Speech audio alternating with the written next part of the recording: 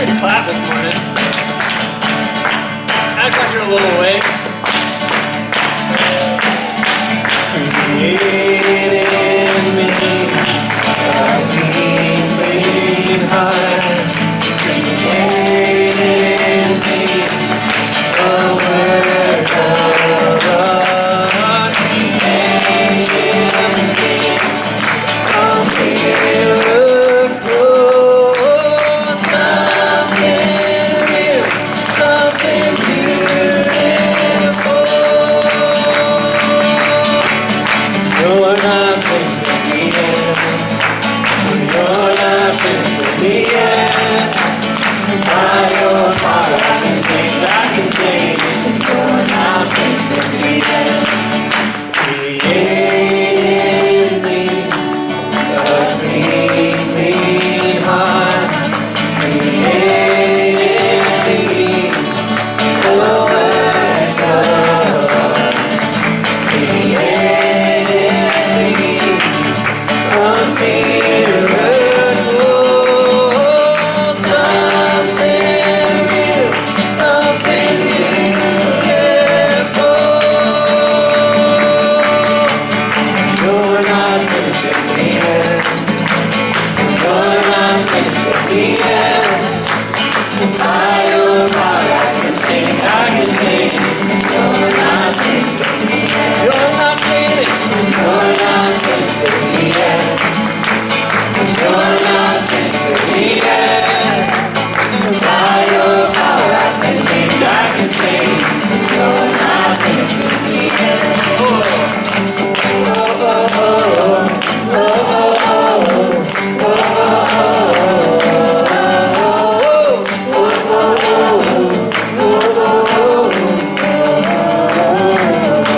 one more time,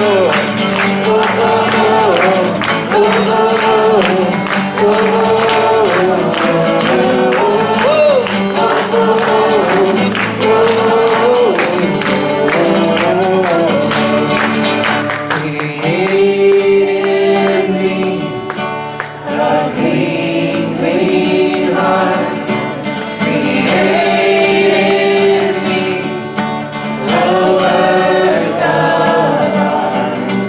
Create in me, Jesus, a mirror that I can't hold myself. Oh, something real, something beautiful.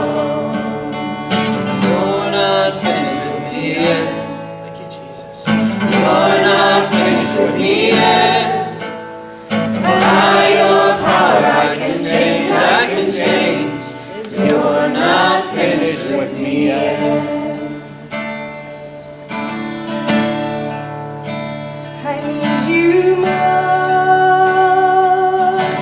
more than yesterday. I need you, Lord, more than words could say. I need you, Lord.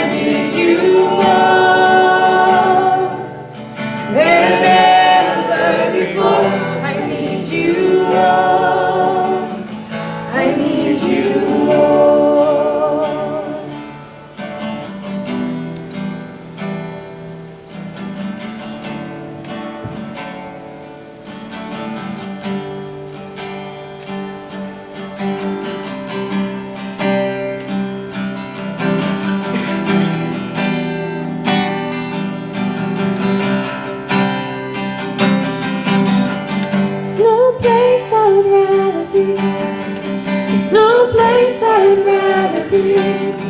There's no place I'd rather be than here in your love, here in your love. There's no place I'd rather be. There's no place I'd rather be. There's no place I'd rather be than here in your love, here in your love. There's no place I'd rather be. There's no place I'd rather be. There's no place I'd rather be than here in your love, here in your love. There's no place I'd rather be. There's no place I'd rather be. There's no place I'd rather be than here in your love, here in your love. So set a fire down in my soul that I can't contain, that I can't control. I want more of you, God. I want more of you, God. Set a fire down in my soul that I can't contain, that I can't control. I want more of you, God. I want more of you, God. So set a fire down in my soul that I can't contain, that I can't control. I want more of you, God. I want more of you, God. Set a fire down in my soul that I can't contain, that I can't control. I want more of you, God. I want more of you,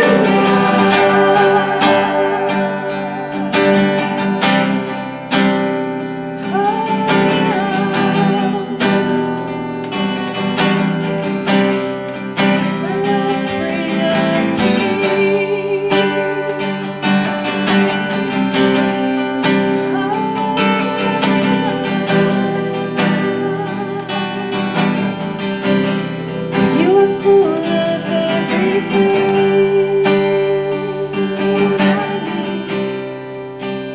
Wellspring of peace. You have everything I need.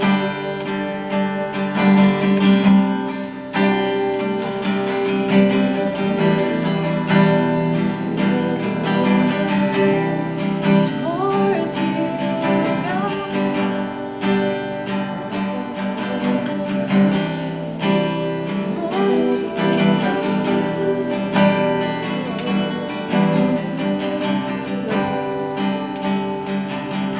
There's no place I'd rather be.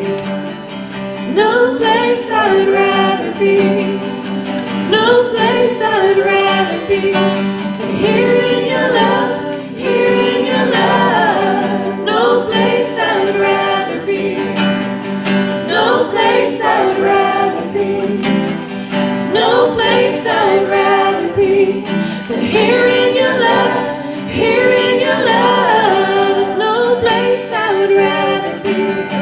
There's no place I'd rather be. There's no place I'd rather be than here in your love, here in your love. There's no place I'd rather be. There's no place I'd rather be. There's no place I'd rather be than here in your love, here in your love.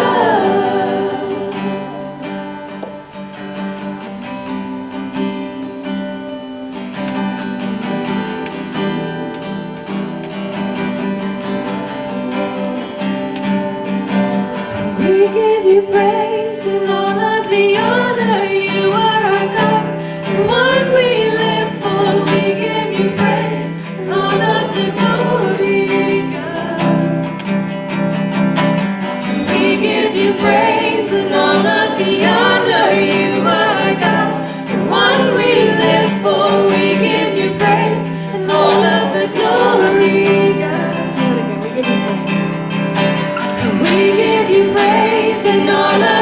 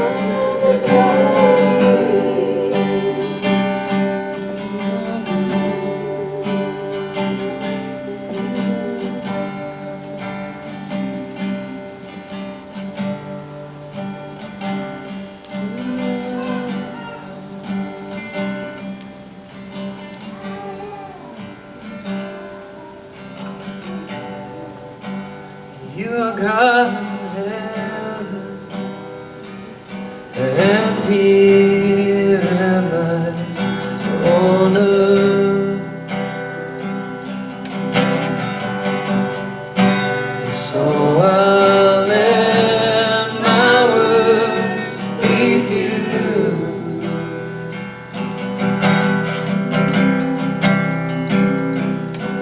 Jesus, I am so in love with you. Psalmist of all songs. The simplest of all love songs I want to bring to you.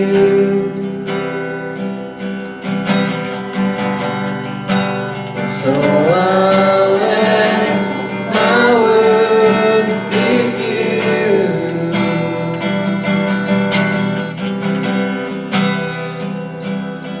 Jesus, I am so in love with you.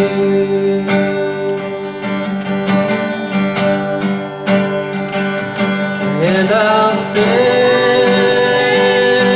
in awe of you, Jesus. Yes, I'll stand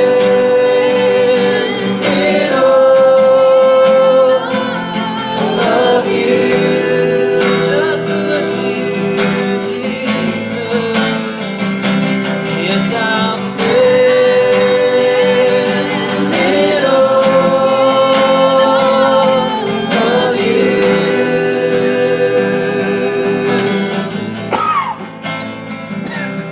And I'll let my words be few.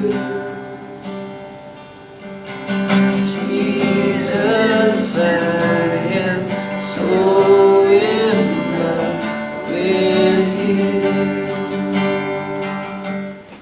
Dear Church, I'm Esther. I attended Damascus Road about 3 years ago, November 2015. I think some of you may not have seen me because I travel quite a bit because of the EU educational projects and some of my personal travels. First, I do not want to take up too much of your time. I just want to thank you sincerely from the bottom of my heart. A very special church, a very special congregation led by Pastor Matthew and his wife Christine and the servant leaders. It's special to me for 3 things. The first Sunday when I attended the RIC, there was this huge flash like this, like God's story. I was wondering what that is. I thought that's the message for the day. And I have been very blessed by all the God stories that I've heard in this church because they are genuine testimonies. They are encounters with God and how God has delivered them. Very powerful testimonies to me. The other thing was Pastor Matthew and his team. They focused a lot on prayer. And a very young church, this is a very young church, like 70% are students. And the third thing is I'm really impressed by the youth here, international students or local students. They give a lot of their time to God's work, like the Cross the Line community dinner. Students like Ashna, Lucia, many, Praveen, so many of them impressed me deeply because I don't remember myself being so engaged and so enthusiastic when I was their age. And the last thing I want to share is, I think some of you did hear about my sharing in March, March 19 about that my contract issue and I'm not so sure where the Lord is leading me. And amidst all the controversies, curiosities, people who are genuinely concerned at workplace, the Lord impressed upon me this verse, Daniel chapter 6, verse 20. Allow me to read it to you.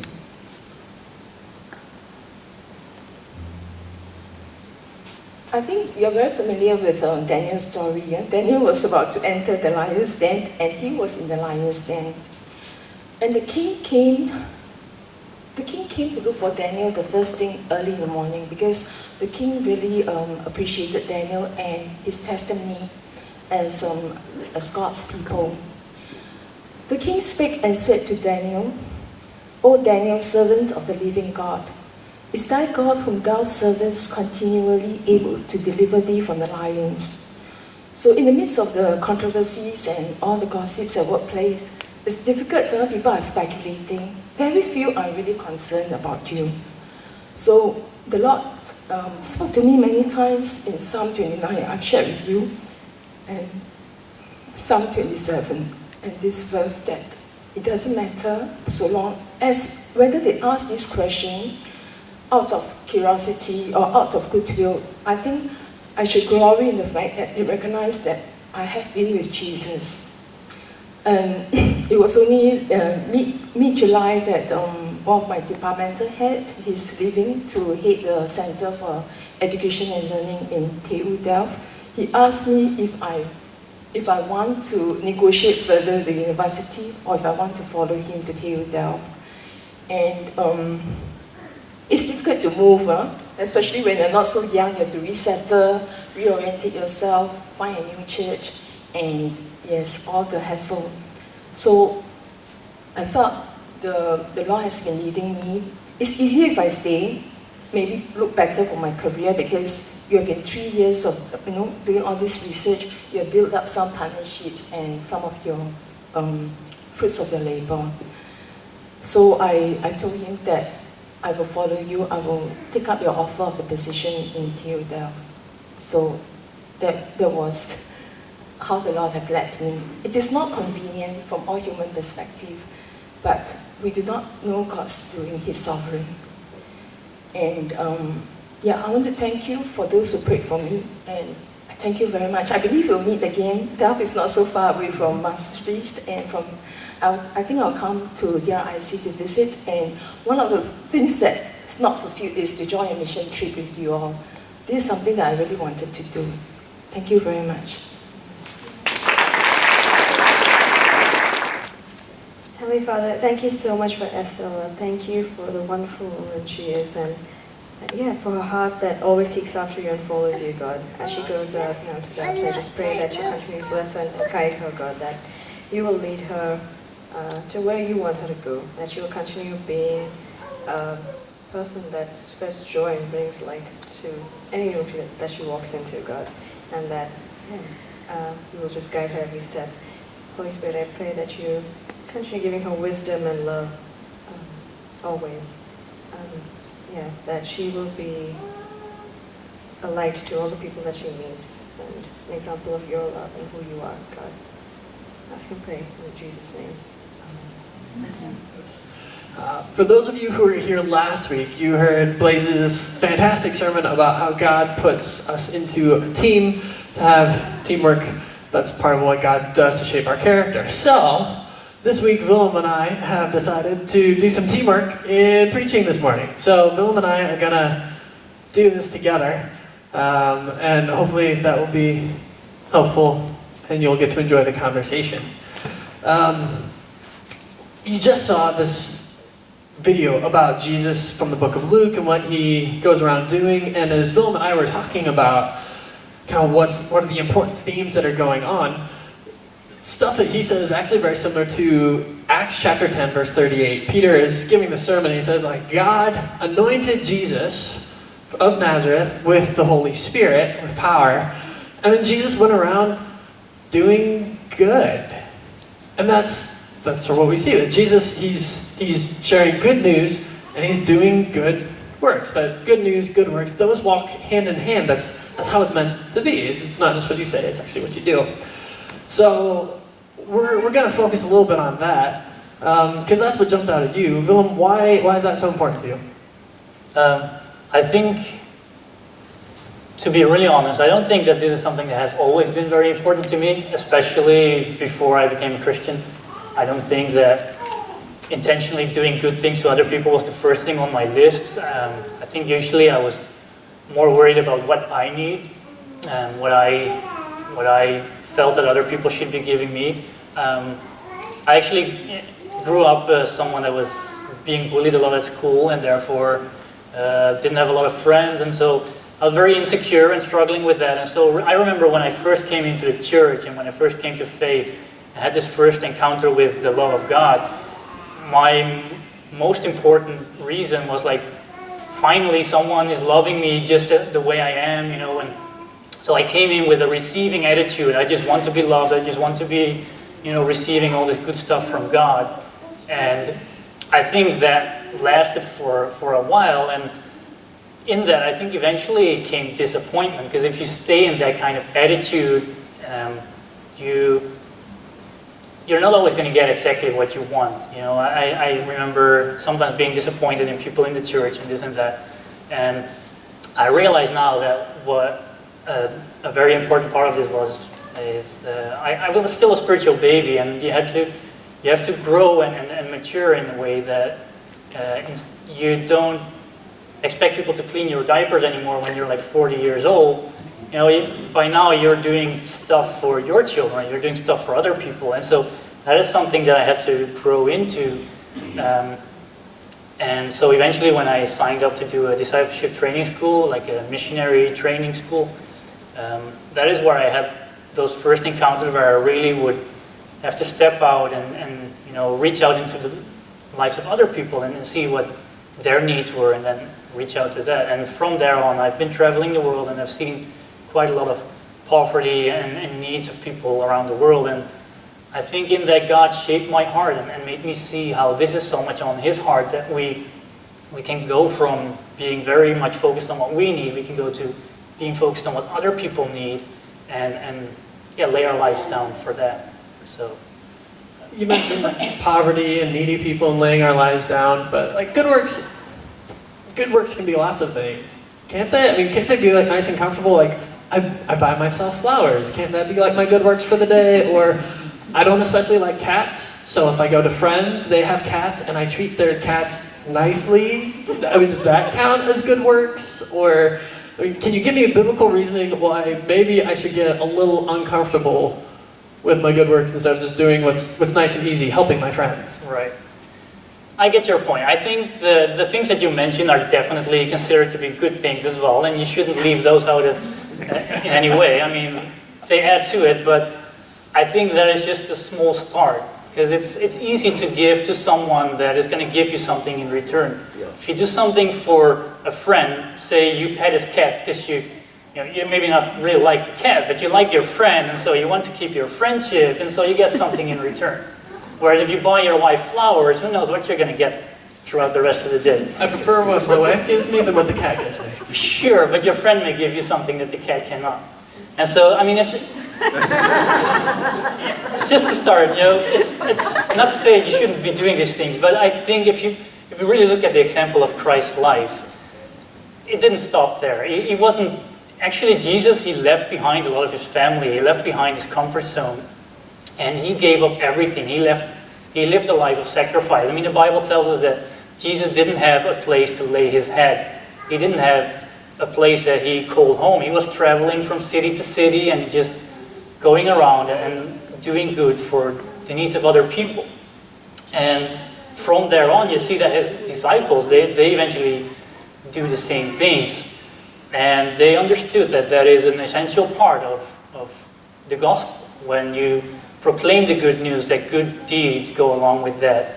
So you have in the book of Galatians, you have, I think it's on the screen, did not, on the next slide. In the book of Galatians, there's this situation where the early Christians, they were kind of debating. Paul had come to faith and he was preaching to the Gentiles, and there was this debate going on between Jews and Gentiles, or whether the Jews should even reach out to the Gentiles, or whether they were not part of God's people.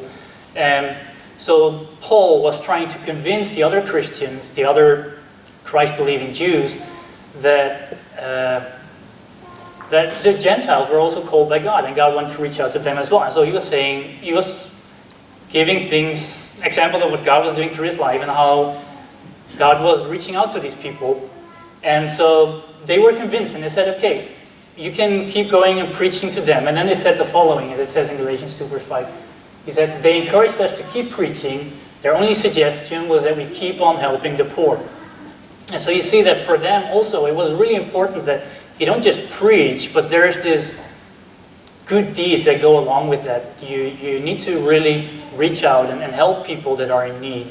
And so it kind of connects to a message that I shared last week concerning the orphanage in Indonesia that we gave towards.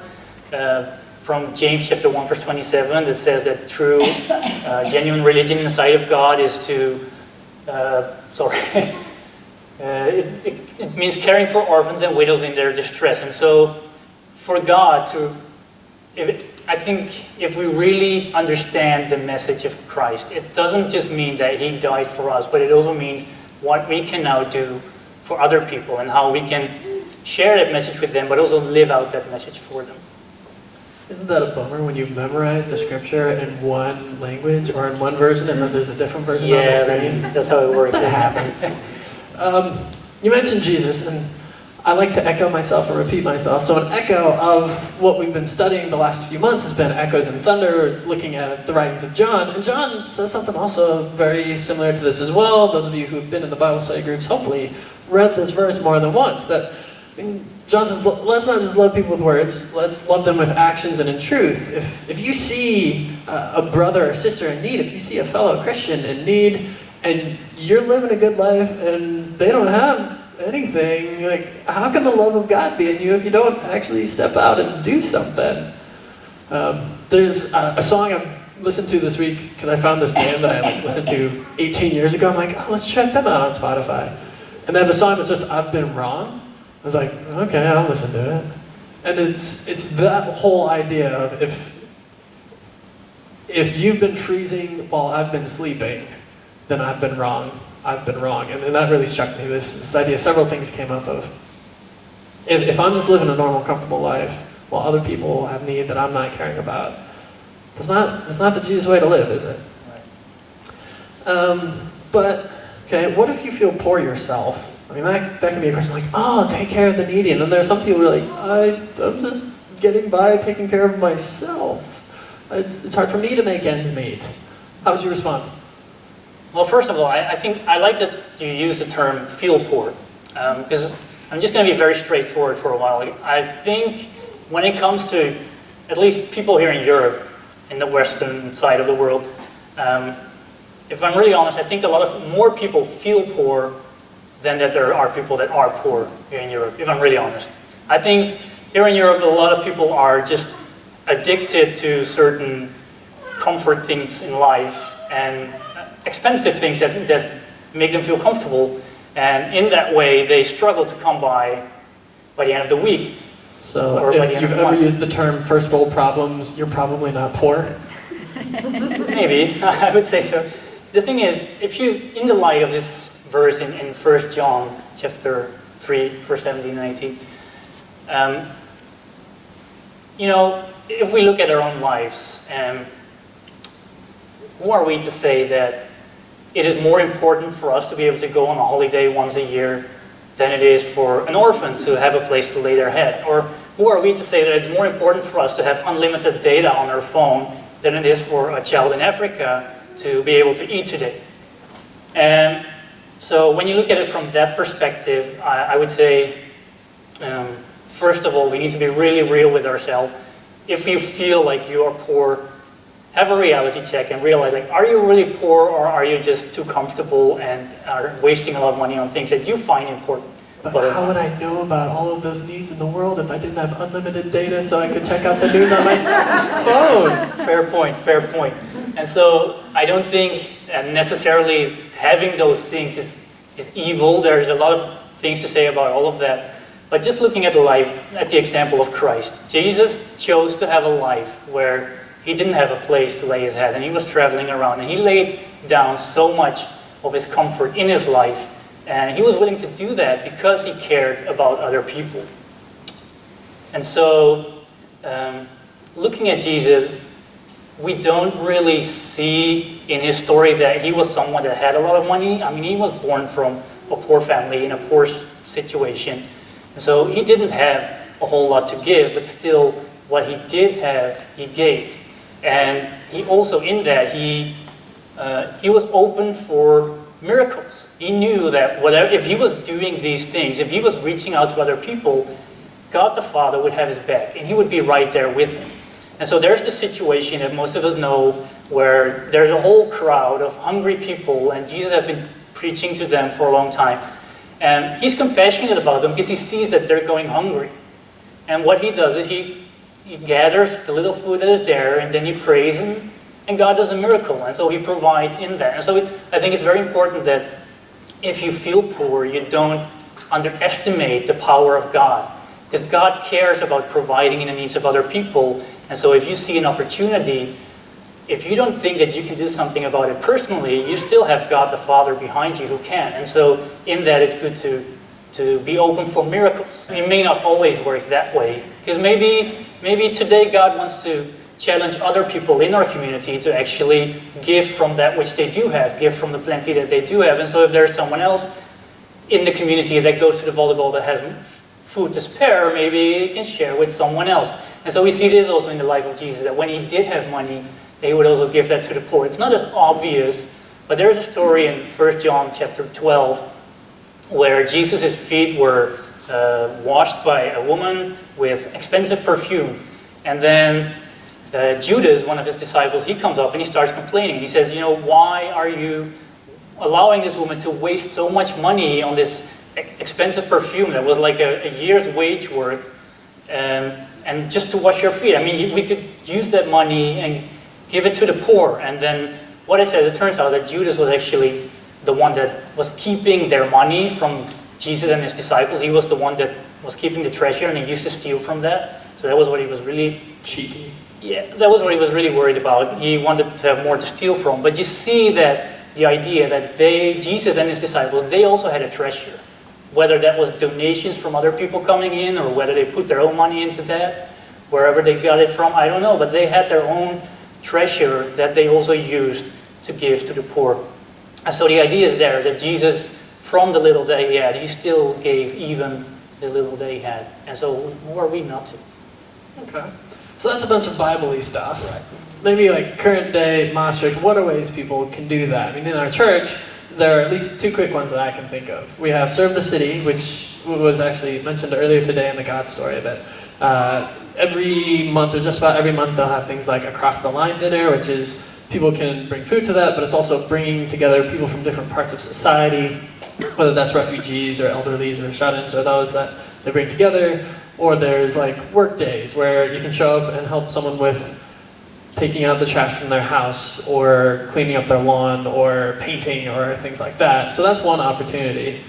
Or with our food package program, we also have that in the church. Like we have at the back table, people can always bring foodstuffs, whether that's spaghetti or how to bar milk or sauces or those sorts of things to give to people, and that goes to ones in the area, whether that's people in our church or kind of people connected with our church, that we help to give food and house supplies, toilet paper, those sorts of things.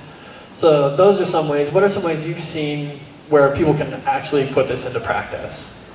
Well, I think, if I'm being really honest with myself, I don't think there has been a moment in my life where I really didn't have any money. I think God has been good enough to always let me have at least €5 in my wallet. I mean, there may have been moments where... You don't carry a bank card? Sorry? You don't carry a bank card? Sometimes my bank is empty, but at least I still have €5 in my wallet. I'm normally the opposite. Right, I mean... Got something in the bank, but I've I had got no moments like change that. on me. I mean, for those of you who know me and my wife, we've lived in Indonesia for about 2.5 years doing missionary work there. And I remember my first trip to Indonesia, I basically paid for my flight ticket, and by that time my money was pretty much gone. So I went to Indonesia for the first time in my life. It was my first travel outside of Europe, having pretty much €0 in my bank account, but still a few euros in my wallet. And so there I went. Did they use euros there? I can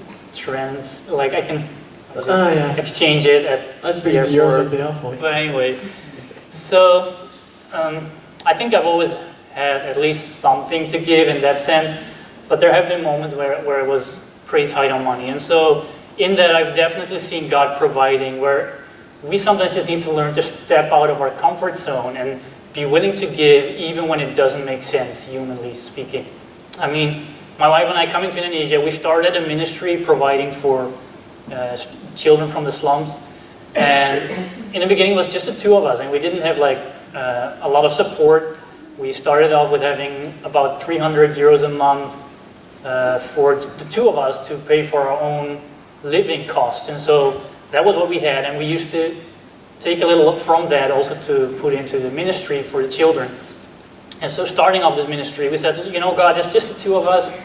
We don't have a lot to do to give. We don't have a lot of money, but we so much care about these children because we know that you care about them. And so we're just going to get started. And so we went on the streets. We invited some children that we found on a traditional market, and we said, okay, we want to start gathering. You know, how about we come together every week? Bring your friends, and we're going to just see if there's anything that we can do for you. And so after having done that, we said, okay, what have we gotten ourselves into? We have no idea how many friends these children have. We have no idea how many are showing up. We have nothing to give, really. And so, I hope you're all lonely children. That'll be cheaper. Right. That would be one way of reasoning. And so after having done this, we started praying. We said, Lord, you know, have a little mercy. It's just the two of us. We don't think that we can handle more than 30 children at this moment just because of, you know, lack of hands and feet, lack of funds. And so miraculously, the first meeting, there were exactly 30 children that showed up. And it started from there. And, you know, we started praying for volunteers, and God provided volunteers. We started praying for God to provide money and things that we needed, and God has always been providing. And so there's that. And another example that I realized in my life, as I mentioned, we used to have like 300 euros on a monthly basis. And so that usually came in at the start of the month. And we would then pin it in one time, because normally, like if you're in a foreign country, if you pin money, you pay for expensive transaction costs. And so we would take the whole amount in one time, paying one time €2 fee, and then we would have that money for the rest of the month. And so there was this day when we had just taken all of our money for that coming month, which kind of like 300 euro was something like 5 million rupiah at that time. Sounds like a lot, but it's still just 300 euros. You were a millionaire. I was a millionaire. I have never been a millionaire. Yes, you should go to Indonesia and you will be a millionaire. Take 100 euros and you will be a millionaire. Nice. So we had that 5 million rupiah on us, and there were these days where if we didn't really have a lot to do, we would just go to the hospital to pray for anyone that we would encounter. And so that day we said, you know what, let's go to the hospital. And so as we went to the hospital, we were in public transportation. My wife had like a vision. She saw a girl that was sitting on a bench crying, and she was wearing, I think it was like a pink vest or something. And so she shared this with me, and I said, okay, I'm pretty sure we're going to meet that girl, and let's just see what happens. And so we went into the hospital, and pretty soon we found this girl with the pink vest, and she was sitting there crying. And so we said, okay, God wants us to meet with her. So we walked up to her and we talked to her and asked, what's the reason why you're crying? What's going on? And she said that her mother had just been taken into the hospital and she needed to go through surgery, but they were from a poor family, and the doctors refused to start that surgery until they at least saw the money beforehand. And so they couldn't afford that, and so her mother was just basically there waiting, bleeding to death, and just, they were desperate in that sense. And so we asked, what are the costs for that surgery? And so the girl said it amounted up to about 5 million rupiah, which was exactly... I see where this is going. It was exactly the amount that we had on us that day, but it was, of course, the exact amount that we were going to need for the rest of that month. I mean, that was what we lived from. And so we looked at each other, me and my wife, and we said, well, God gave a vision. If He gives a vision, He wants to do something, right? She needs 5 million, which is exactly what we have on us right now. Yes, we need that for the rest of the month, but God will provide. God will make a way. And so we said, you know what, let's just give everything we have right now. Just make sure that this woman can go through surgery. And so we decided to pay for it, and after we went into the operation room quickly, and we could pray for the woman first, pray for a good operation. And so going home, it was this very strange feeling of satisfaction that, you could help someone, but at the same time knowing like, how are we going to survive the rest of the month because we just gave away everything we have? Fast and pray in the wilderness. Right. So it was strange. It was like a mix of feelings. Like we knew that God was going to provide because we've seen Him do it so many times, but it's still like kind of weird and awkward. And so as we were going home, we were just thinking about this, like, what are you going to do this time?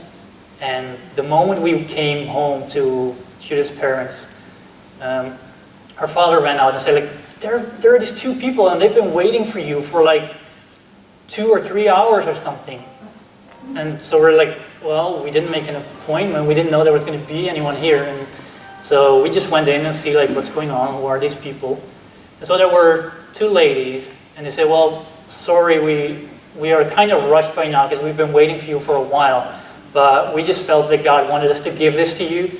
And so be blessed and we'll see you in church on Sunday. And so they gave us an envelope and we were shocked. We go into our room and we open the envelope and it was exactly that same 5 million rupiah. And so I was hoping for like double it. it would have been awesome. Yeah, it would have been awesome. But yeah, God works in mysterious ways and it was enough. It was what we needed at that time. And so we could learn to be satisfied with what we had. But at the same time, also dare to step out of our comfort zone and know that when we dare to care about other people, sometimes more than we care about ourselves, then God is the one that will take care of us and He will provide for us. I think I can speak for most everybody in this room. I love hearing stories like that. If you don't like hearing those stories, you got something wrong. And that's part of why I love reading like biographies about other Christians, people who live these lives, or why I love that we get to share God's stories, these testimonies on Sundays. So I love those because they encourage me in faith. They encourage me to try those things out. They encourage me to take that chance, so to speak. Let's talk a bit about keeping some of these balances, of how do we do with that? Because Jesus, we see in some of the other things, when He sends His disciples out, He sends them with nothing. And He says, okay, you go there and actually have them take care of you. They should take you into their home and they should help give you food and that. So sometimes we see Jesus saying, hey, give everything, and other times it's, hey, I have other people giving towards you. And that becomes definitely a question with modern day like missions things of, okay, is it good for us to give all this money to a certain area, and sometimes then you make them dependent on your money versus the idea that we're actually sharing together and that there's something that we receive and something that we give. How do we do that well? Because when we see a time where Peter's going to the temple and there's a layman who's like, oh, give me money, and he says, I don't have gold, I don't have silver, but you're healed. So that belief in miracles and then the belief in giving, how do you walk that line well? Right. I think, first of all, a very important thing to keep in mind is in that same story that I shared before from John chapter 12, where Jesus' feet were washed with expensive perfume, when Judas starts complaining about why this money is wasted and should be given to the poor, Jesus' response is, He says, there will always be poor among you, but I will only be here for a short time. Freely translated in my own words. But that's what He said. He said, there will always be poor people. And that is something, a reality check that we also need to realize. Poverty is never going to disappear completely. There will always be people that are hungry. There will always be people in need. But we've got social media campaigns today and GoFundMe things and all of these. Can't we eradicate poverty by 2020? Right. We should definitely not stop striving for it. We shouldn't stop doing that which we can. But the reality is that it's just the way the world works. I mean, there's sometimes things that go outside of our power. I mean, there's things like famine and stuff that is just all a result of the way that the world is living in sin and under a curse. And so there's things outside of our power. We can't always stop everyone from having disaster or poverty or things in life. And that's an important thing to realize. Also, poverty is not necessarily, Jesus doesn't always look at that as though it is a curse in itself, right? Because He's like, blessed are the poor, like we heard. So just because someone's poor doesn't mean that God doesn't like you and you did something wrong. Right, exactly. Just to make sure that's said. But continue. Yes, that's definitely an important thing to remember, that poverty is not a punishment from God in that sense. But there is a lot of misery in the world, and Yes. a lot of people suffer from that, regardless of whether that is God punishing you or not. And so it's good to realize that that will always be there, and so not to take on the whole burden of the whole world upon your own shoulders and thinking that you're going to have to be the big hero that gets rid of poverty in the world. It's just, Jesus said, it's just not going to happen. It's always going to be there. Not to demotivate you, but to keep you real and to keep you, in that sense, maybe protecting yourself from overdoing it and maybe going beyond rational. Jesus was pretty radical, but still, the reason why my wife and I gave that 5 million at that time, because we clearly experienced God's guidance in that moment. Mm-hmm. Otherwise, we may not have even been doing it. And so, Jesus allowed that woman to, at that point, anoint his feet with this expensive oil. You could definitely say at that point there were more people out there that needed food more than that Jesus needed his feet to smell nice. But still, he allowed it to happen, because I think the most important thing in everything is that God is glorified in the things that we do. And so, at that moment, Jesus was not well received by his host. His feet were not being washed, which was custom in Jewish tradition, that if you receive a guest, you wash their feet and you take care of them. So this woman was giving him what he should have received from his host, and in that way was bringing glory to him, which he deserved as Son of God. And so it's the glory of God that is the most important, and we should keep that in mind when we give or we don't give. There's definitely examples where poor people are just drawn into the church. Let's say, if you accept Jesus, we'll give you a plate of food. And it just doesn't work that way. If we do that, then our motivation is completely off. And there's this famous chapter in the Bible, 1 Corinthians chapter 13, the love chapter, where it talks about love is this and that, it's patient and kind, and all these wonderful things. But before it starts that, it says, you could give everything you have to the poor, but if you have not love, it amounts to nothing.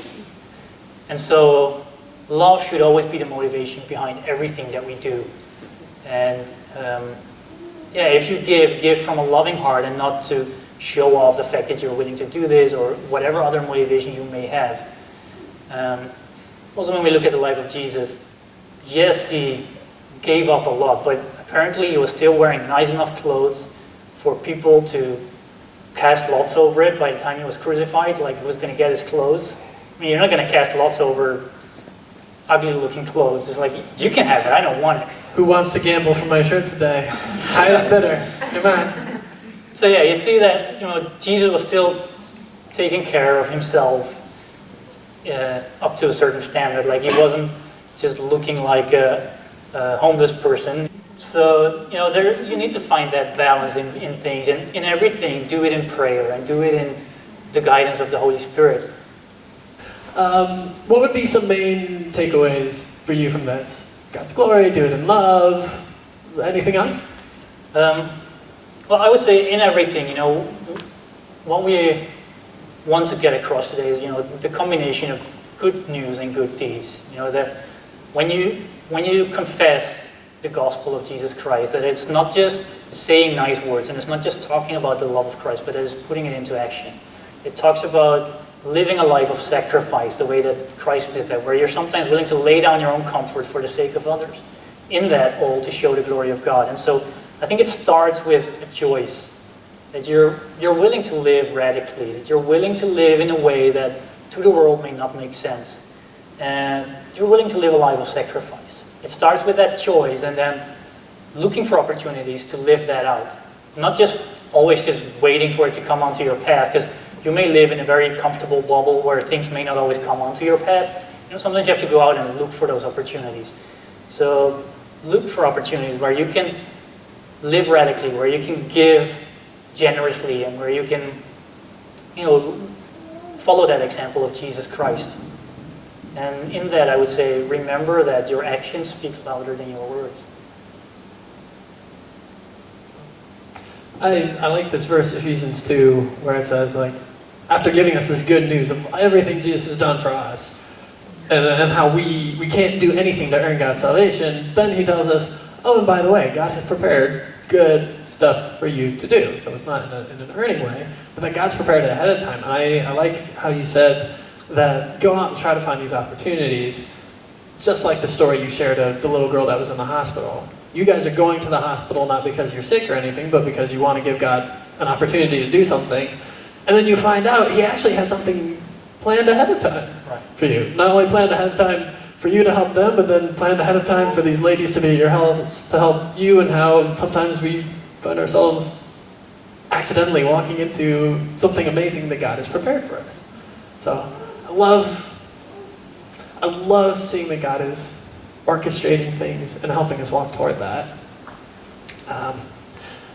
One thing for me that I definitely wanted to get to say, last week we took a missions offering because there was the fire that was in the Caleb House Orphanage, and we said we wanted to bring in €1,000 to be able to help them as a first start. There's at least €10,000 worth that they could probably use for rebuilding and all that, but we wanted to at least get 1,000 for beds and for some clothes and things like that for them.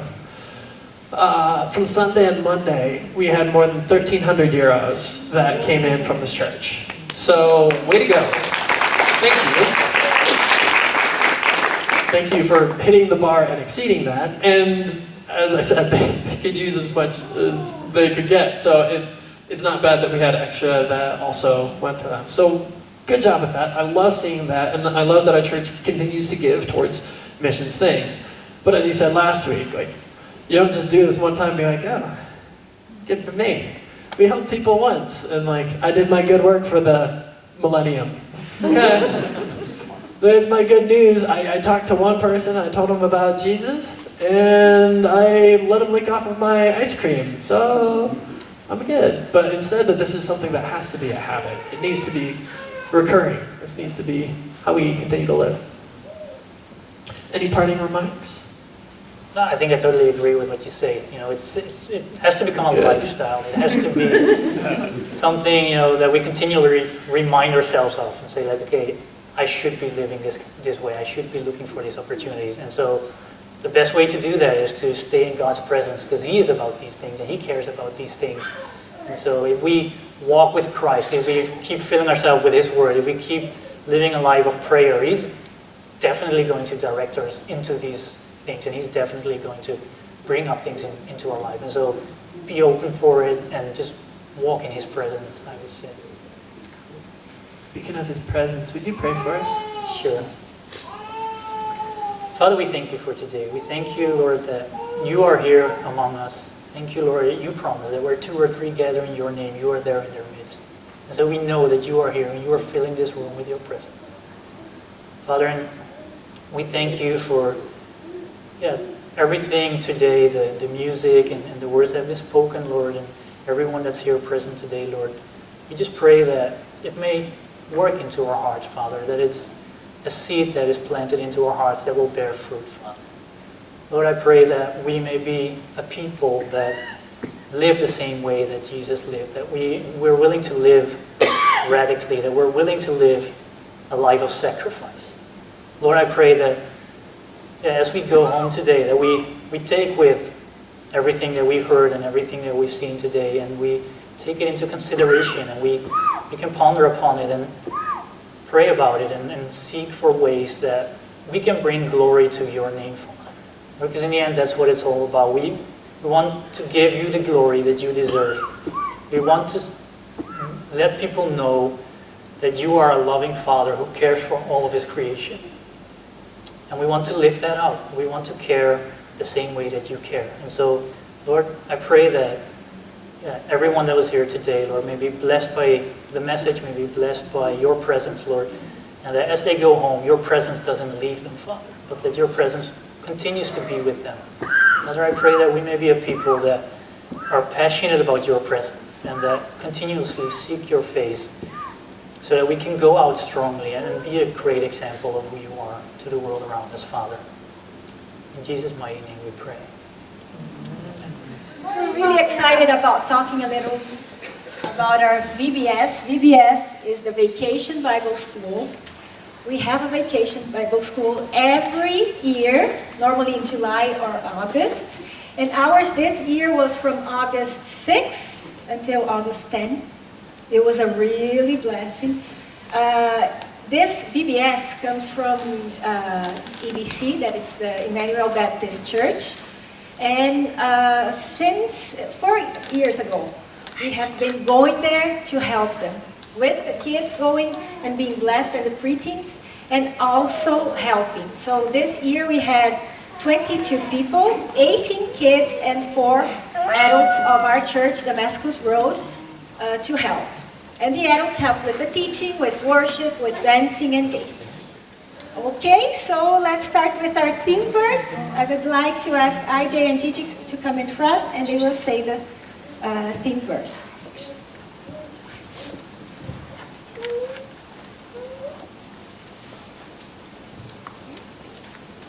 Holy, holy, holy is the Lord God Almighty, who was and is to come. Revelation 4:18.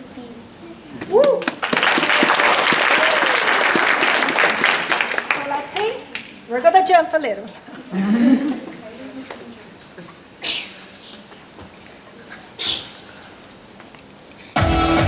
Ready?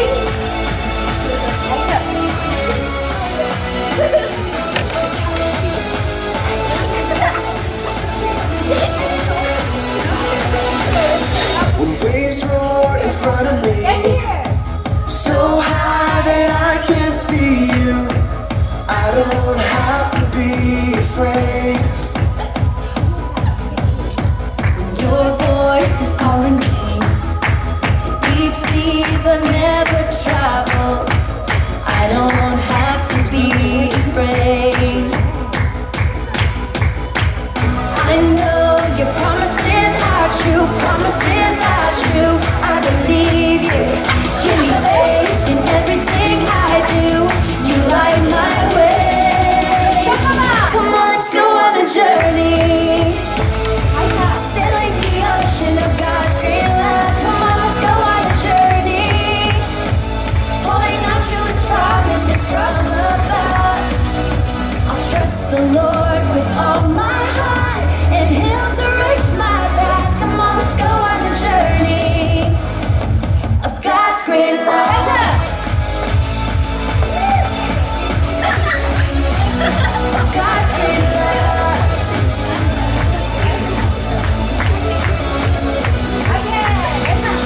When waves roar in front of me, so high that I can't see you, I don't have to be afraid. When your voice is calling me to deep seas I've never traveled, I don't have to be afraid. I know your promises are true, promises are true. I believe you. Give me faith in everything I do. You light my way. Come on, let's go on a journey. Sailing the ocean of God's great love. Come on, let's go on a journey. Holding on to His promises.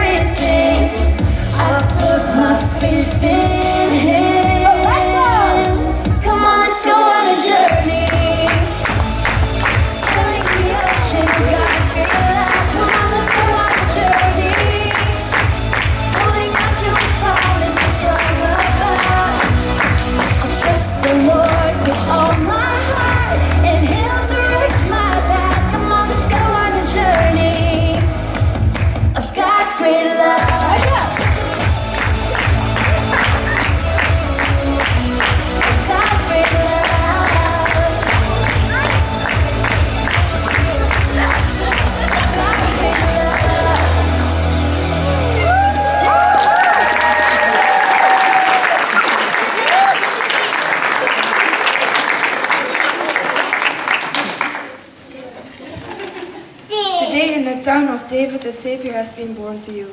He is Christ the Lord. Luke 2:11.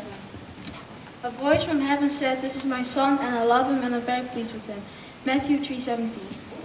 Jesus did many other miracles, signs in front of his disciples. They're not written down in his book, but these are written down so that you may believe that Jesus is the Christ, the Son of God.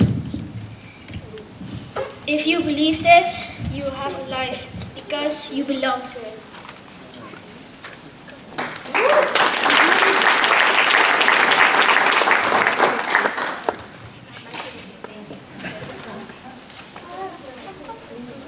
Me, gave up all you had. You saved me, you saved me. Your life was given. You love me, so I live forever. You saved me, you saved me. You made a way for me. You came to set me free. Believe in Jesus. I believe He came to save. I believe in Jesus Christ. I will trust in Jesus. I will live to follow Him. I will trust in Jesus Christ. You came from heaven. You loved me. Gave up all you had. You saved me, you saved me. Your life was given. You love me, so I live forever. You saved me, you saved me.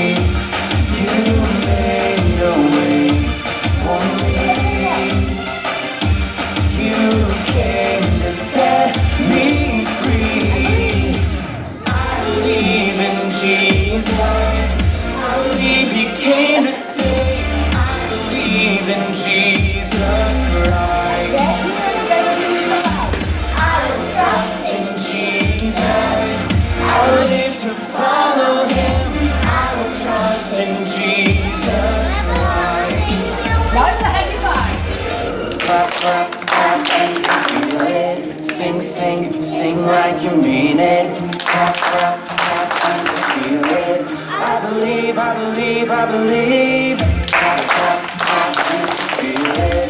Sing, sing, sing like you mean it. Clap, clap, clap if you feel it. I believe, I believe, I believe.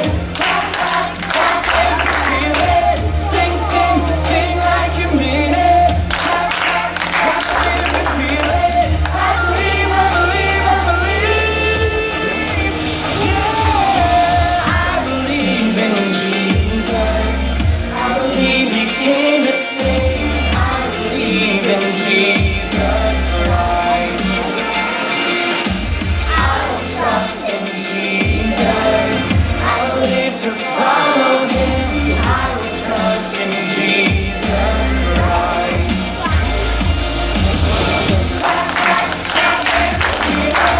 Sing, sing, sing like you mean it. I believe, I believe, I believe.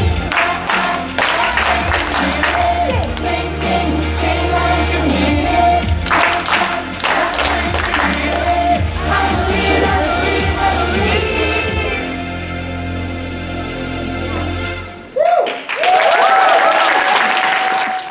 But anyone who drinks the water I gave him will never be thirsty.